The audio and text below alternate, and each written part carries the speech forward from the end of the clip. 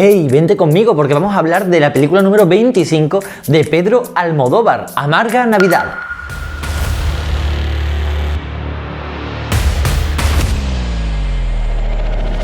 Mapa desbloqueado. Es una película que, antes de nada, debo decir que es extraída de un pequeño cuento incluido en un libro que publicó Almodóvar en 2023 con la editorial Reservoir Books, bajo el título El último sueño. Ese pequeño cuento, escrito ya hace años, es como el germen, la semilla que él tenía, Pedro Almodóvar tenía en su mente para hacer algo más grande, estirarlo, explorar, quizás, y como hemos visto, en formato guión. Esta idea ha sido llevada a cabo, por fin se ha lanzado, digamos, a los cines en este 2026 y es lo que yo quiero aquí comentar, porque hay como dos caminos que me gustaría tomar y voy a tomar los dos. Uno, el camino del guión, de la narrativa, las ideas, y dos, ya el camino de los aspectos más técnicos. Estamos hablando desde la estética hasta el tema de recursos que utiliza puramente cinematográfico. Quiero hablar de guiños que se hace a sí mismo, autorreferenciales, y quiero hablar también de algunos guiños literarios que también ha incluido, o incluso algunos pictóricos. Así que vamos a ello. Vamos a empezar primero por la narración, el guión, la historia en sí. Si tienen la fortuna de ir al cine y disfrutar con la mente abierta de Amarga Navidad, vas a ver que se trata de un ejercicio de metaliteratura, es decir, literatura que habla sobre literatura, en este caso escritura de cine, de guiones, que hablan, a su vez los personajes, sobre que quieren escribir un guión de cine. ¿De acuerdo? Entonces hay como intrahistorias dentro de esa misma historia. Vamos a decirlo como las matrioscas, ¿no? Las muñecas rusas, una dentro de otra. Pues esto es algo así, ¿no? Algo que ya estamos acostumbrados, hemos visto muchas películas, muchas novelas que van con esta forma, pero que sirve mucho para hablar del eje central de esta película, que es el tema de la creatividad, de la autoficción y los límites o falta de límites que ello conlleva, ¿vale? Hay muchos artistas que piensan que no se les puede poner ningún tipo de límite a su creatividad para que ellos puedan desarrollarse de forma libre. Hay otros que consideran que algunos límites son sanos, más que nada para salvaguardar la privacidad o las relaciones, tanto propias como de otras personas. Y que, al contrario, cuando hay límites, aflora la creatividad, porque tienes que aprender a sortearlos. Es un debate que se abre en esta película también, se expone. De hecho, no voy a hablar con spoilers, lo digo ya, nunca lo hago aquí en Mapa Desbloqueado, pero sí que diré que hay momentos en los que, como hemos visto muchas veces dentro y fuera de la ficción, hay conflictos en el sentido de estás usando material vital propio o de alguien, pero que yo te he contado, para hacer tu obra. ¿Hasta dónde puedes llegar usando eso? ¿Todo vale? Esa es, digamos, la pregunta, la gran pregunta que Amarga Navidad te lanza a ti como espectador y se lanza a sí mismo Pedro Almodóvar de forma, digamos, autorreferencial, como vuelvo a decir. Como digo, me gustaba empezar desde el cuento porque esto ha sido tratado ampliamente en la literatura. Y aquí en Mapa Desbloqueado, como nos encargamos un poco de investigar acerca de literatura y de cine y sobre todo de la tarea creativa, la escritura en sí, me gustaba señalar cosa que no se cita expresamente en la película, pero sí lo he escuchado en entrevistas a Pedro Almodóvar y también se deduce, al menos por mi parte, una vez que veo como reflejos de otras obras, en que Pedro Almodóvar, imagino que en esta última etapa suya, en los últimos 10 años, ha estado muy centrado en el tema de la autoficción, en cómo filtraba asuntos propios, de hecho desde la perspectiva de personajes que crean y quieren implicar asuntos propios en sus obras, con el riesgo de afectar a otras personas. Bien, ¿por qué digo esto? Porque hay autores en que sé o que intuyo que están en el imaginario de Pedro Almodóvar a la hora de escribir este guión, y uno de ellos es Emmanuel Carrère. Emmanuel Carrère, un autor muy famoso, especialmente en Francia, pero que ha rebasado muchísimas fronteras, ha sido destacado en gran parte por esa literatura que mezcla hechos reales con ficción, que expones privacidades propias y de personas cercanas a él, Y de hecho ha tenido grandes conflictos. Recuerdo que no hace mucho se llegó a los tribunales una obra suya por exponer asuntos confidenciales de su expareja. Realmente fue un asunto peliagudo que estuvo en prensa y que, bueno, dio mucho que hablar y abrió de nuevo el debate de si todo vale o no vale cuando se trata de crear una obra de ficción con elementos que suceden a tu alrededor. Había un escritor muy famoso que mencionó que lo peor que le podría pasar a una familia es tener un hijo escritor. ¿Por qué? Precisamente porque salen las verdades a luz y hay que tener mucho cuidado con lo que se dice, porque un escritor siempre estamos atentos, somos esponjas, somos porosos a la realidad, nos quedamos con todo, intentamos ver qué podemos utilizar, ¿vale? Entonces hay que tener mucho cuidado. Por otra parte, aparte de Manuel Carrer, que creo que es una referencia tácita pero evidente para Pedro Almodóvar, me ha recordado mucho a mi amado Paul Auster. Paul Auster también se hizo muy famoso por meter personajes que hablan sobre la tarea de escribir y incluso que a veces se encontraban con otros personajes llamados Paul Auster, ¿sabes? O sea, era como una especie de tela de araña en el que todo se va mezclando, pero que queda bien resuelto, es solvente, digamos, la historia. Y aquí Paul Auster, yo lo admiro muchísimo, me he leído casi todas sus obras y realmente sí que veo un reflejo ahí en este sentido, ¿no? De intentar indagar a dónde va a llevar la cosa, que la tensión vaya creciendo y a su vez se va entrelazando lo que viene siendo los diferentes planos de ficción, tanto la ficción más cercana al autor, que es como la primera historia que encontramos en Amarga Navidad, como la ficción creada por esos personajes, ¿no? Dentro de esa ficción. Y cómo eso puede abrir la caja de las verdades y salpicar, digamos, al propio autor y a las personas que tienen a su alrededor. Y otra referencia que veo también cercana, contemporánea, que de persona que utiliza estos elementos e igual le ha inspirado en parte, es Amélie Nothomb. Amélie Nothomb tiene muchas novelas muy breves, por lo tanto se asemeja más a los cuentos de Pedro Almodóvar y siempre narra también en esos cuentos, no en todos, pero en una gran parte, como sus experiencias vitales, cuando estuvo trabajando fuera, cuando vivió en Japón, cómo le trataron a través de sus personajes. O sea, en parte tú lo lees y dices, son las experiencias de Amélie Nothomb, pero no es ella, obviamente, porque es su personaje. Entonces hay como modificaciones. Son 3 ejemplos, hay muchos más autores que emplean la autoficción, por supuesto, pero creo que esta autorreferencia en la literatura han salpicado a la hora de escribir el guión de Amarga Navidad. De hecho, quiero puntualizar que todos esos autores literarios casualmente han sido publicados en Anagrama, la editorial Anagrama, y solo aparece un libro en toda la película de Amarga Navidad, y precisamente es un libro de Anagrama, y en concreto no es ninguno de estos autores, es la obra Middlesex de Jeffrey Eugenides.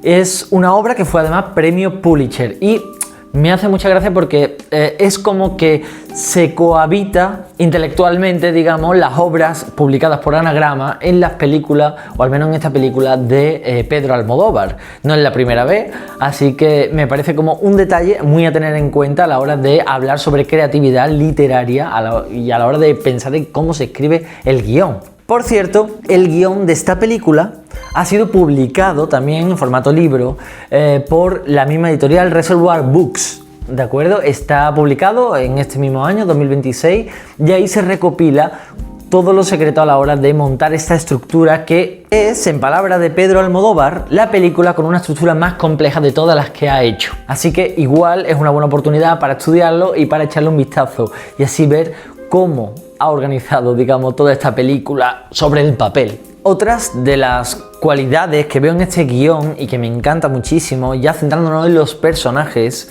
porque hay como, digamos, es una obra muy coral, pero hay como diferentes planos en ese elenco de personajes, ¿no? Están como los mismos personajes reflejados dentro y fuera de la obra que crean, digamos, la primera capa de personajes. Bien, estos personajes, quiero destacar del guión una cosa que me encantó, me dio muchísimo placer como espectador cuando fui al cine a verla, es que tienen un tempo a la hora de hablar o resolver las situaciones, las secuencias, un tempo incesante, pero que no es para nada alterado, no te pone nervioso, salvo una escena en la que va a haber un conflicto entre el guionista, director y su ex agente, por hablarlo así como muy en abstracto, ¿vale? Para no ser spoiler. Todo lo demás es personajes que se saben expresar y saben enfocar qué es lo que están sintiendo, hacia dónde se dirigen y qué es lo que desean, frente a personajes que saben escuchar, que te dan tu espacio, que te atienden de forma activa y están ahí para responder realmente como a todos nos gustaría que nos atendiesen. Eso es lo que veo en esta película, y además de una forma, como digo, incesante, no para el ritmo, no es una película contemplativa, para nada, apenas.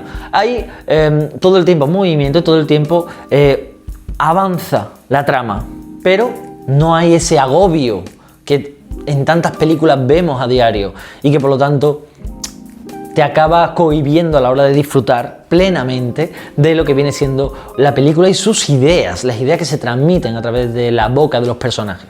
Y a partir de aquí quiero hablar del elenco actoral magnífico que tiene esta película. O sea, no hay personaje realmente que no tenga un gran trabajo de expresión y autocontención, porque es lo más difícil que veo yo en esta película. Muchos personajes que tendrían muchísimo que decir y muchísimo, digamos, que expresar, y en vez de coger caminos más habituales, más histriónicos y exagerados, se autocontienen, se manifiestan solamente en la medida en la que lo necesitan para comunicar lo que quieren o para salvaguardar su espacio. O sea, realmente veo como unos personajes muy bien elaborados, muy bien pensados. Se ve que había un gran trabajo detrás a la hora de preparar los personajes y ensayarlos.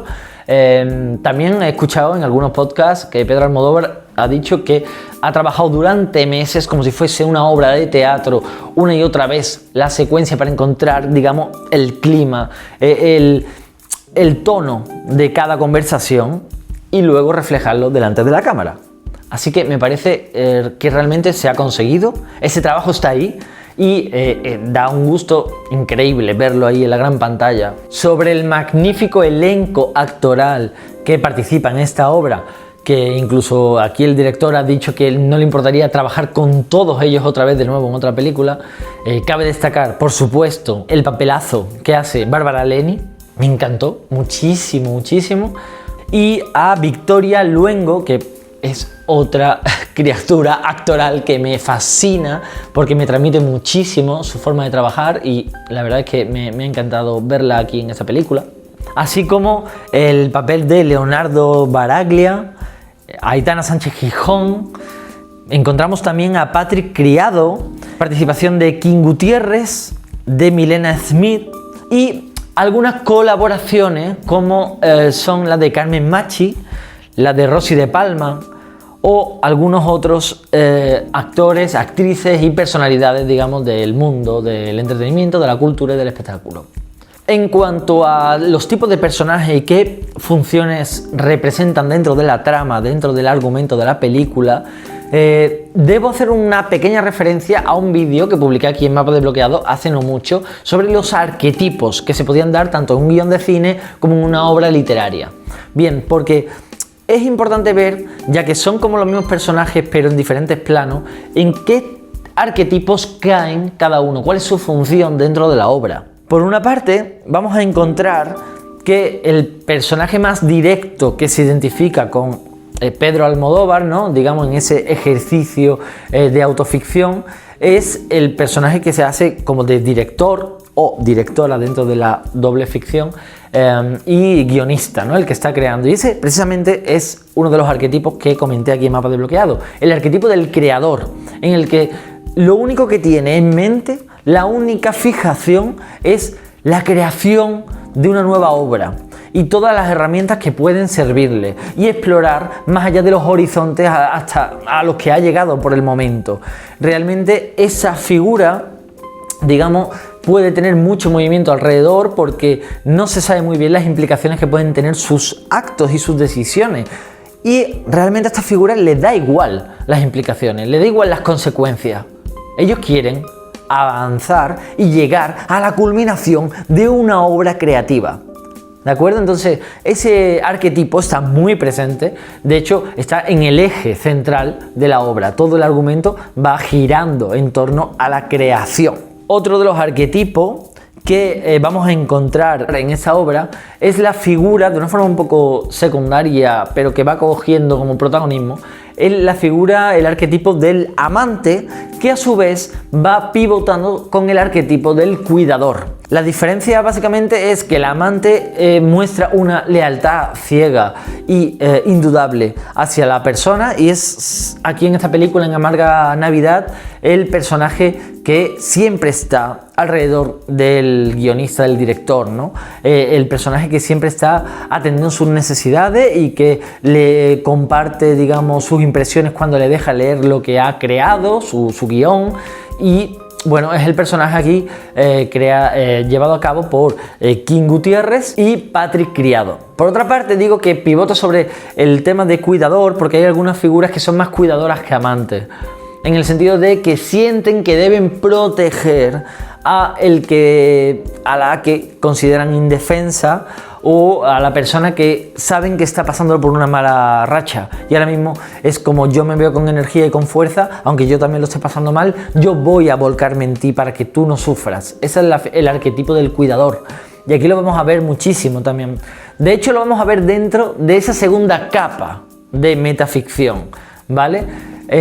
Vamos a verlo dentro de esa capa liderada por Bárbara Leni, ¿no? En ese círculo de personajes. Otro, por lo tanto, de los arquetipos que vamos a encontrar es el arquetipo del niño. Cuando hablamos del arquetipo del niño, hablamos de una persona débil, una persona ingenua, inocente, a la que hay que cuidar, a la que pueden pasarles cosas horribles en un mundo que se le escapa de su control.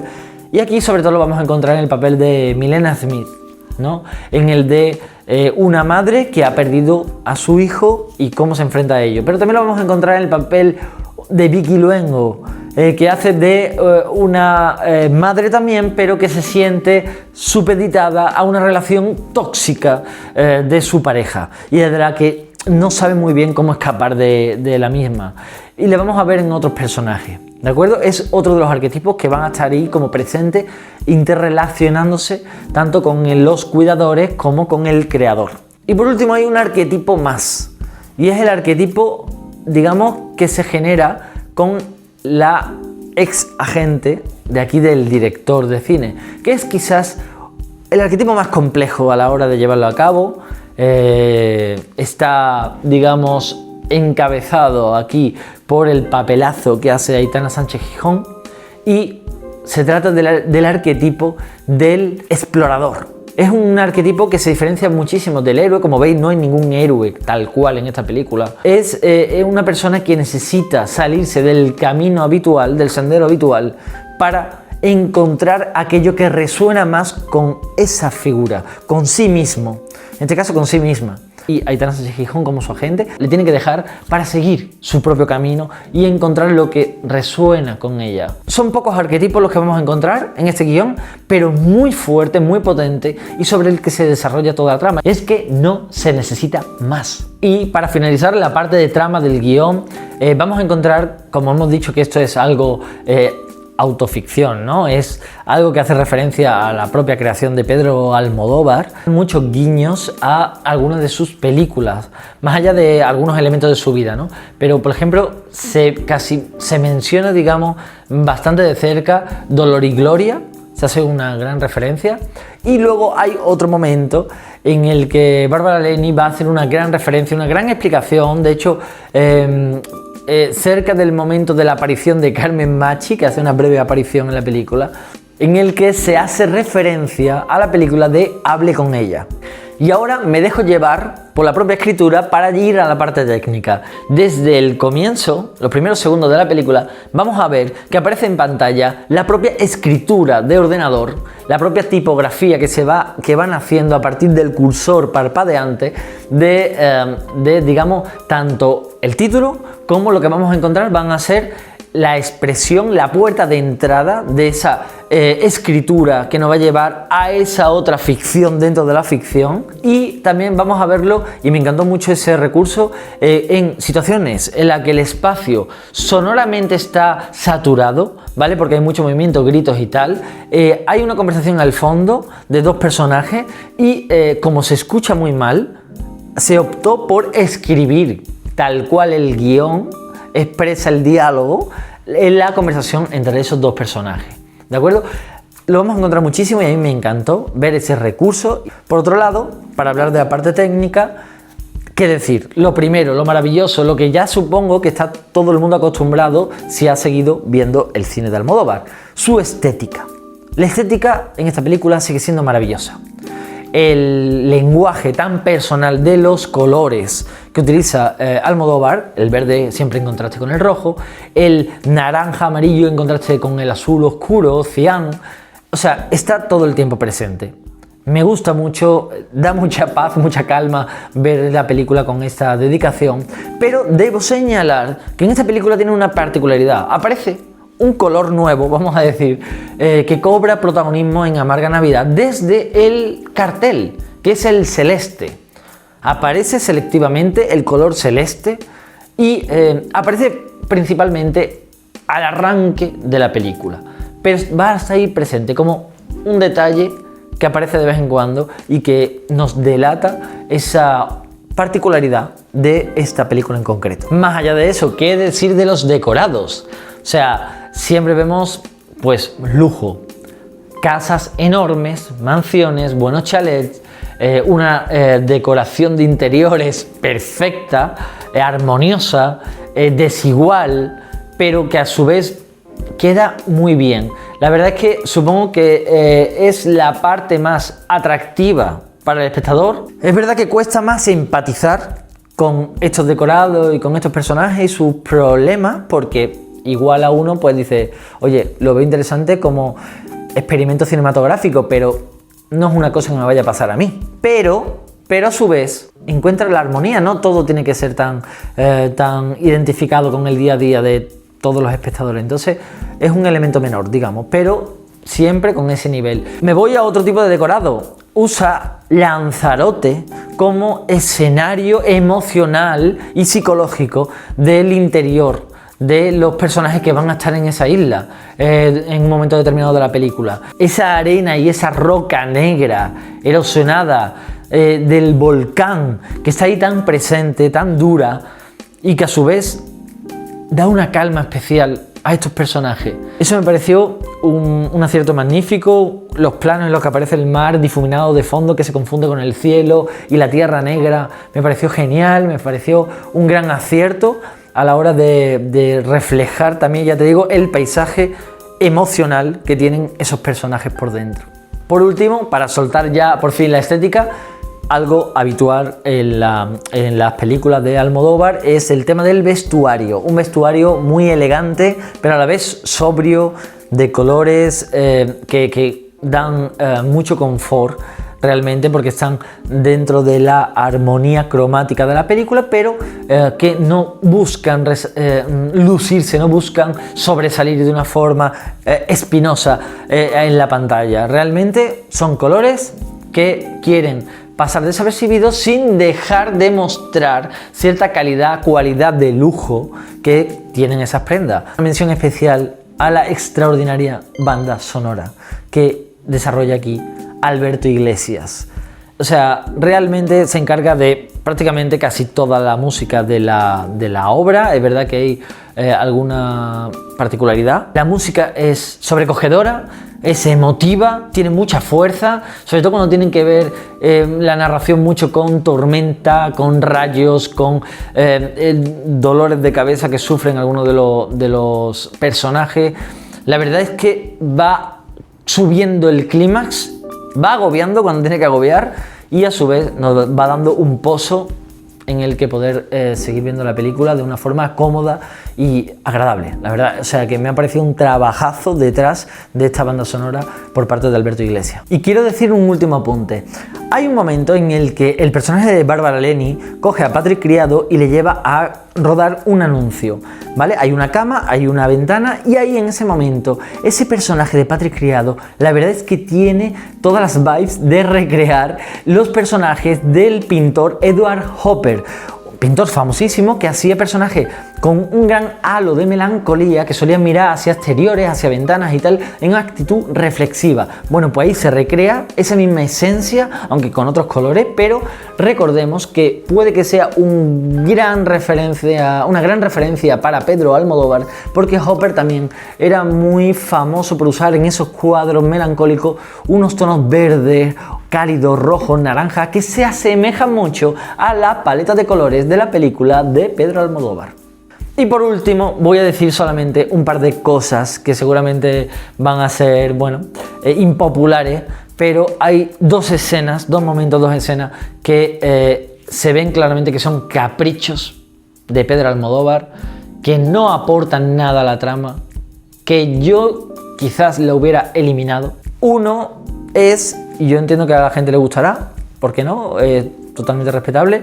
Uno es la aparición de muchos, vamos a decir, famoseos, sobre todo de Madrid, en un momento de una foto icónica. Yo creo que está hecho para que todo el mundo hable de esa reunión, digamos.